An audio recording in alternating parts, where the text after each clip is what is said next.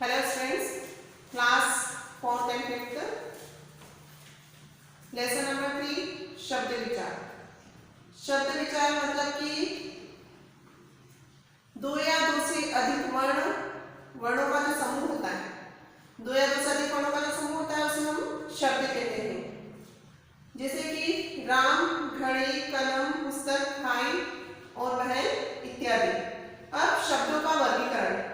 शब्द के आधार पर शब्दों का वर्गीकरण 4 प्रकार से किया गया है। अर्थ के आधार पर, उत्पत्ति के आधार पर, रचना के आधार पर और प्रयोग के आधार पर। सबसे पहले हम जानेंगे अर्थ के आधार पर। अर्थ के आधार पर शब्द के दो भेद होते हैं, एक सार्थक और दूसरा निरर्थक।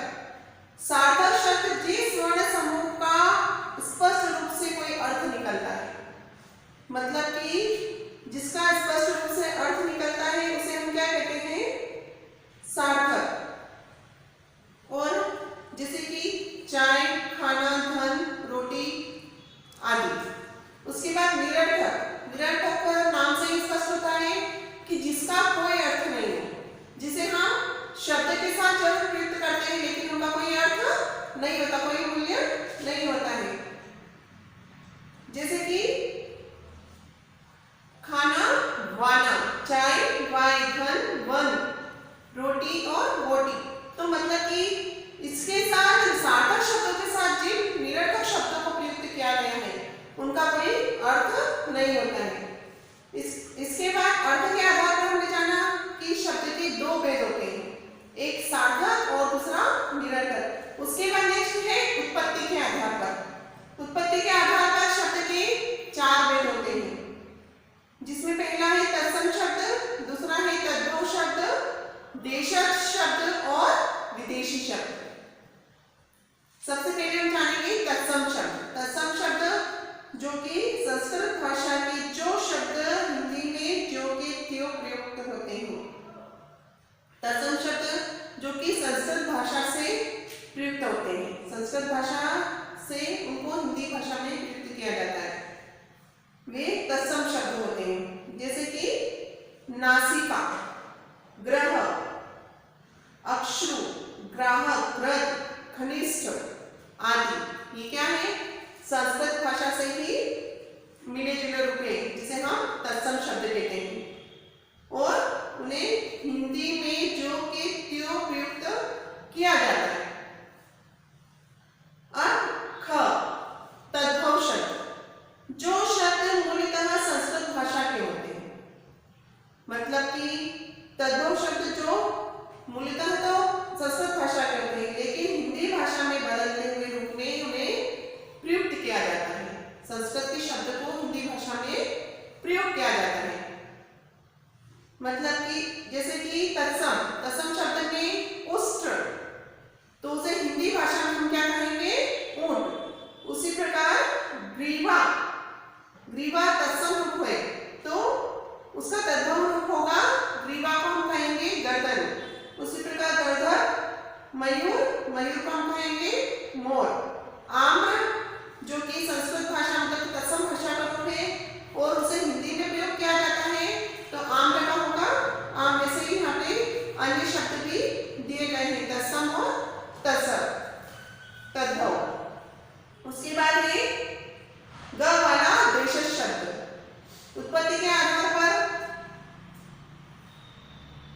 शब्द 4 प्रकार के होते हैं, तत्सम, तद्भव, देशज और विदेशी। तत्सम और तद्भव शब्द हमने पढ़े। अब देशज शब्द, जो शब्द विभिन्न प्रांतीय बोलियों से आकर हिंदी भाषा में प्रयोग होने लगते हैं, मतलब कि जो देशज शब्द जो क्षेत्र विशेष से होते हैं, मतलब कि विभिन्न प्रांतीय बोलियों से आकर हिंदी भाषा में प्रयोग होने लगते हुए होते हैं देशज शब्द। जैसे दीदी, बाप, बेटा, डिबिया, रोटी, गाड़ी इत्यादि उदाहरण है इसके।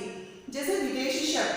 अब विदेशी शब्द जो शब्द विदेशी भाषाओं से आकर हिंदी भाषा में प्रयोग किए जाते हैं। विदेशी शब्द जो विदेशी भाषा से आकर हिंदी भाषा में प्रयोग किए जाते हैं, वे क्या होते हैं? विदेशी शब्द होते हैं। जैसे कि अरबी शब्द में यहाँ पे दिए गए हैं, जैसे कत्ल, करामत, तहजीब, कैदी, मीनार, अखबार, आजाद, किताब। तो ये कौन सी भाषा है? अरबी भाषा। वैसे ही फारसी शब्द में आसमा, उम्मीद, गुलाब, खुशामद, दीवार, ये फारसी भाषा के उदाहरण इसमें और भी उदाहरण दिए गए हैं। वैसे ही तुर्की शब्द में बहादुर, काजू, कुर्ता, केजी, तो, बंदूक, बारूद इत्यादि। वैसे ही पुर्तगाली शब्द के भी उदाहरण दिए गए हैं, कमरा, गमला, गोदाम, तौलिया, अलमारी। उसी प्रकार अंग्रेजी शब्द में appeal, ice cream, engineer, inspector, coupon, court, biscuit आदि। तो यहाँ पर सभी भाषाओं के बारे में बताया गया, अरबी शब्द, फारसी शब्द, तुर्की, पुर्तगाली और अंग्रेजी शब्द। अब रचना के आधार पर शब्दों के 3 भेद होते हैं। कितने होते हैं? 3 भेद होते हैं। रूढ़ शब्द, यौगिक शब्द और योग रूढ़ शब्द। रूढ़ शब्द क्या होते हैं? जो शब्द परंपरागत रूप से प्रयोग किए जाते हैं, मतलब कि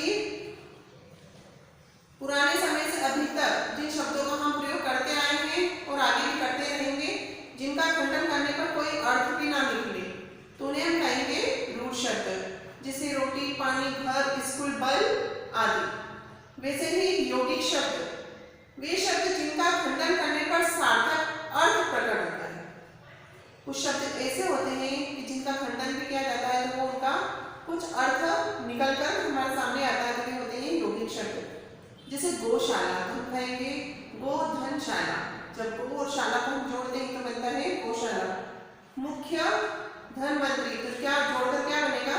मुख्यमंत्री। वैसे ही विद्याधनालय मतलब कि विद्यालय। योग रूढ़ शब्द, अब जैसे यौगिक शब्द में हमने इनका खंडन किया फिर वापिस इन्हें जोड़ा तो वही शब्द बनकर हमारे सामने आया। अब हम जानेंगे योग रूढ़ शब्द। जो शब्द 2 या 2 से अधिक शब्दों अथवा शब्दांश के मेल से बने, 2 या 2 से अधिक शब्द से मिलकर जो शब्द बनते हैं तो उन्हें हम क्या कहते हैं? योग रूढ़ शब्द कहते हैं। जैसे लंबोदर, लंबा है उदर जिसका, तो वे कौन है? गणेश जी। वैसे ही वीणा, पानी, मतलब कि वीणा है जिसके हाथ में, वीणा पानी मतलब कि वीणा जिसके हाथ में है। वीणा किसके हाथ में होती है? माता सरस्वती के। उसके बाद है नीलकंठ, नीला है कंठ जिसका, कौन है वह? शिव जी। उसी प्रकार दशानन मतलब कि 10 है मुख जिसके, तो वह कौन है? रावण। वैसे ही इन्हें हम कहेंगे योग रूढ़ शब्द। अब है नंबर 4 प्रयोग के आधार पर। तो प्रयोग के आधार पर शब्द के 2 भेद होते हैं, विकारी शब्द और अविकारी शब्द। विकारी शब्द जिन शब्दों पर लिंग, वचन, कारक और काल आदि का प्रभाव पड़ता है। किसका? लिंग, वचन, कारक और काल आदि का प्रभाव पड़ता है, उन्हें हम क्या कहेंगे? विकारी शब्द। ये शब्द 4 प्रकार के होते हैं, जैसे कि संज्ञा, सर्वनाम, विशेषण और क्रिया। जैसे कि लड़का पढ़ता है, तो इसमें हम अगर लिंग बदल कर लिखते हैं, क्या लिखते हैं? लड़की पढ़ती है। अब वचन लड़की पढ़ती है तो लड़कियां पढ़ती हैं। अब हम वचन बनाएंगे इसमें, तो लड़की पढ़ती है तो यह एक वचन हुआ, तो उसका वचन चेंज करेंगे तो क्या होगा? लड़कियां पढ़ती हैं। कारक लड़के पढ़ते हैं, तो कारक को अगर हम परिवर्तित रूप करके लिखते हैं तो लड़कों को पढ़ने। इसके अन्य विकार है संज्ञा, जिसमें लड़का, लड़के, बालक इत्यादि आते हैं। तो इसको सर्वनाम के अंतर्गत हम स्वयं के लिए प्रयोग करते हैं। मैं, वह, हम, उसे, उसने और उसको, मतलब कि इसमें हम सर्वनाम का प्रयोग करते हैं। संज्ञा मतलब कि जो कारक होता है, जो कार्य करता है, और सर्वनाम जिसमें वह स्वयं के लिए स्वयं के लिए कार्य करता है। तो विशेषण जिसमें जैसे कि पीला, पीली, पीले, नीली, नीले ऐसे शब्दों का प्रयोग किया जाता है। जो कार्य करता है, तो जो कार्य करने की जो भी विधि होती है उसे हम क्रिया कहते हैं। अब अविकारी शब्द, वे शब्द जिन्हें वाक्यों में प्रयोग करते समय लिंग, वचन, कारक, काल आदि के कारण जिनके रूप में कोई परिवर्तन नहीं होता है।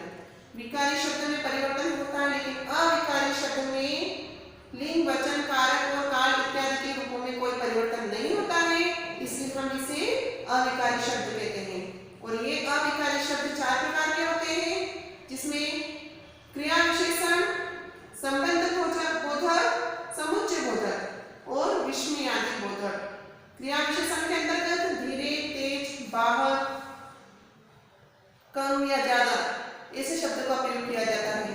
उदाहरण के तौर पर संबंध बोधक में के पास, के बाहर, के ऊपर, के अंदर इत्यादि शब्दों का प्रयोग किया जाता है। वैसे ही समुच्चय बोधक में और, किंतु, तथा, कि ऐसे आदि शब्दों का प्रयोग किया जाता है। जबकि विस्मयादि बोधक में जो कि एकदम कहते हैं कि आश्चर्यचकित करना, जैसे कि अरे, ओ, वाह आदि शब्दों का प्रयोग किया जाता है। तो ये सारे अविकारी शब्द हैं जो कि इसके अंतर्गत आते हैं। तो lesson is complete. Thank you to all.